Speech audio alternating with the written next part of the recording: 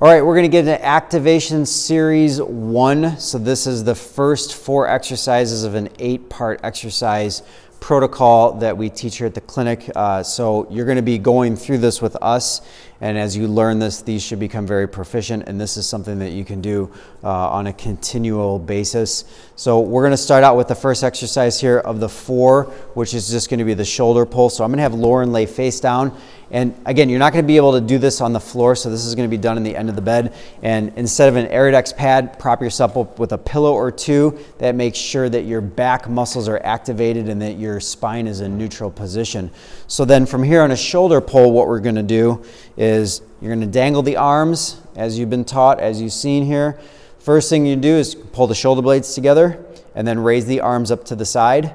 Good. And so everything is just 90 degrees. So 90 degrees at the shoulder, 90 degrees at the elbow. Let the arms down and then unlock the shoulders blades. There you go. So squeeze, raise, back down, and unlock. So when we get into that position, the end position right here, go ahead and come up to the end position right here. We don't want to be extending the elbows any further than our shoulder line here, so that there's no reason to go further than that. And you also want to keep the elbows up here. You don't want them deviating towards your rib cage.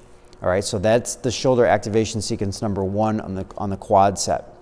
Once we get that done, that's a set of 10. We're going to get into what we call tabletop position. Tabletop position, just hands and knees. And so we're going to do a scap push-up. And scap push-up is as easy as it just sounds. But most people can't do it because you don't know how to unlock your shoulder blades. So what we're going to do here is Lauren's just going to unlock the shoulder blades, which means she's going to let her shoulder blades fall together on the back side of the rib cage. And then she's going to push her shoulder blades away. It's not really going into a cat stretch. It's just pushing the shoulder blades away and then dropping back down. Again, you can see that the elbows are locked. So you're basically in a push-up position and you're just pushing the scaps away from each other and then letting them fall together. The second part of this, if you want, when you get good at this, is getting into a full push-up position and then doing the scap push-ups at that. But the tabletop position is perfectly sufficient for anyone doing this at any time. The third one is what you call a supraspinatus raise. And so all we're doing with the supraspinatus raise here, I'm going to have Lauren prop herself up with her right arm there you go. And it can be on top of there or it can be just on the floor. It's completely fine. So it just depends on how much you want to prop yourself up. I'm going to give her the 1-pounder, so we go 1, 3, and 5. So you got to be proficient with the 1 with no pain before you move into the 3 and the 5.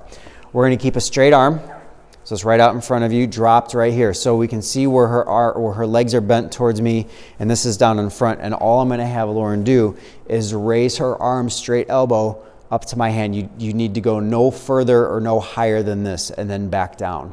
So you're just activating that range of motion. Which is the supraspinatus muscle, comes through the tunnel, attaches to the top of the arm. So we're just turning that on. So that's number 3. That's the supraspinatus raise. The last one in this sequence is your thumb up, thumb up. So this is a range of motion behind your back. If you're having a lot of shoulder pain and we haven't started this, again, you don't have to use the band. The band provides resistance. So the thumb is up right here, and then you're going to move to the position where you rotate the arm inwards and the thumb is up at the small of the back. So that's why I call it thumb up, because there's no other way that you can have your thumb up behind your back, whether it's twisted inwards. So this is great for range of motion, and we need this range of motion before we would move on to any of the other exercises or progress in strength training. So that's the first quad set.